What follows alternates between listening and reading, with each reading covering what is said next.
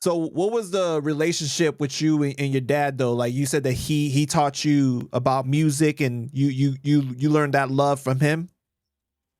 Yeah, my father, had a piano in the house. He had flutes. He had a couple of instruments, and he used to play every day. Making up songs or just fiddling around. And we used to watch and listen. And he used to, call us over to the piano, hit us up, and show us a few notes and stuff like that, and let us fiddle around with it. When he wasn't messing around. So it became a hobby, became something to do in my household. And so, I used to learn how to read and write music and everything. So yeah. Wow, that's amazing, man. Yeah.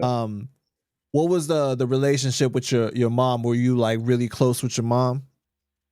The relationship with my mom was very, I was very overprotective of her because she was a woman and she was a beautiful woman.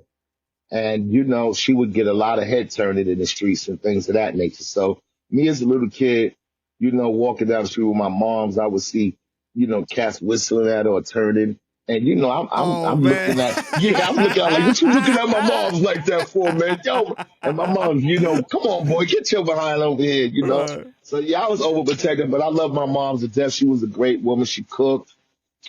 She always was a clean and tidy lady. She kept her home immaculate, and she did her thing, man. She nurtured me. So at 10, you leave your dad's house in Brooklyn and you go to the Bronx, right? What is Correct. that mindset for you at that time? Like, what are you thinking about that transition now that you're moving away to a new place? First of all, it was totally different from where I'm from. I'm from East New York in Brooklyn, and I moved to Boston Road in 169th Street and Union Avenue in the Bronx. And I was And this new is in in the the area. 70s, right? In the 70s Yeah, or? correct. Okay. It's the early 70s too. I'm talking about 70, 71, 72, something like Oh, that. so even before hip hop starts to take Oh off. So yeah, like, this was before that. For me, yeah. wow. For me, this was early. I was young cat. Like I said, I was 10. So yeah, coming up to the Bronx, going into the, we call it the hood now. You know what I'm saying? I never saw that much poverty where I was from in Brooklyn. I lived in the pink houses, what I'm saying, East New York.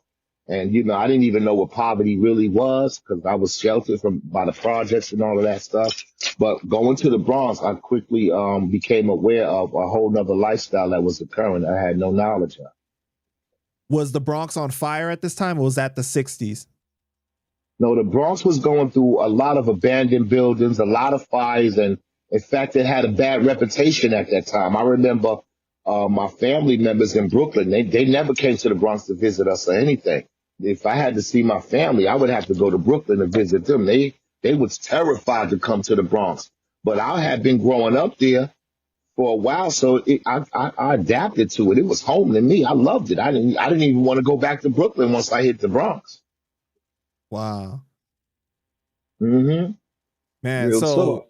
so you're in the Bronx, and are you happy that you're there now, or you miss Brooklyn? I'm happy I'm there now because I was a little man. I got a chance to express freedom. I had more freedom, and I was in a new environment, and I had to learn shit. I had shit to learn. I had to be a big brother to my brother. I had to watch over my moms and things of that nature. So I pretty much took on a responsibility to just look out for my moms and look out for my little brother and, be that little man and, just keep a So you close eye became the on. new man of the house, basically. Basically, you could say that. You could definitely say that. Yeah, you could say that. And so, okay, so you're in the Bronx now, right? Right. And you're 10, and are you starting to get in trouble and get into the streets, or are you focused on school? Like, take us through that. Oh, I'm getting in trouble now because most of the cats that I met were street guys, guys that was doing this or doing that. And, I was feeling like a virgin. You know what I'm saying? I ain't have no larceny or nothing in my heart. I never done anything while I was living in Brooklyn. But now that I'm in the Bronx, I see that that's the code of the street. I see that, yo, this is what it is. So, I started mingling with a couple of cats that wasn't doing the right thing. And, I was introduced to not doing the right thing. And it just became, a reality, man. Like, yo, this is what it is. So, hey, I got wrapped up in that. You know what So I we talking like selling drugs or more like stick ups or mean? just No, being.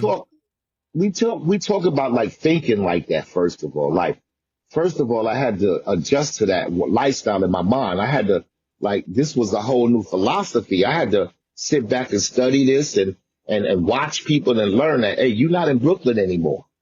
You're not in Mm. East New York. You're not in the pink houses.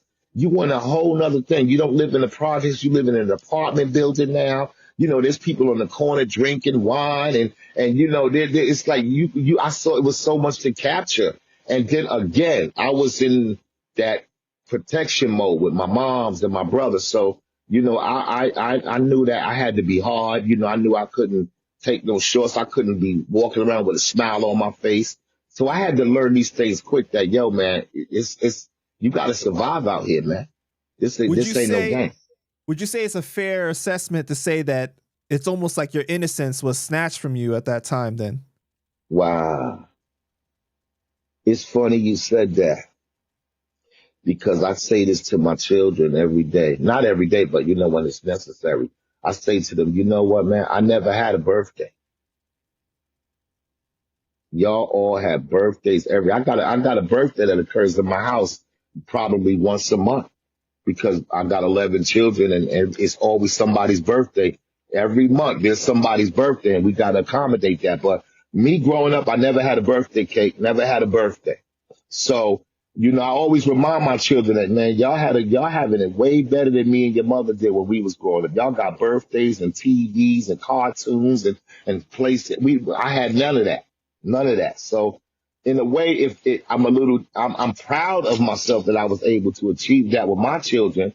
And you know what I'm saying? But again, we get a little jealous because you're like, damn, I never had a birthday cake, but I got to buy a birthday cake every month for one of y'all. Just human nature kicks in a little sourpuss sometimes. Yeah, no. I mean, I totally understand where you're coming from because in psychology we talk about like the inner child in you, right? That Right. that you feel like, man, I wish I had that when I was a kid, or Yes. you're not accustomed to remembering what that was like. You know what I'm Mm, saying? And mm. and sometimes we focus so much on what we went without that when you hear your kids say something like, yo, I need this now, you're like, what do you mean you need that? I grew up Right. without that. You know what I That's mean? me right there, And Panda. you've been busy. I could tell you've been busy. You got 11 kids, so you hearing it all Yes, the sir. time, man. Absolutely, Panda. I can identify with that. I can Yeah. identify with that.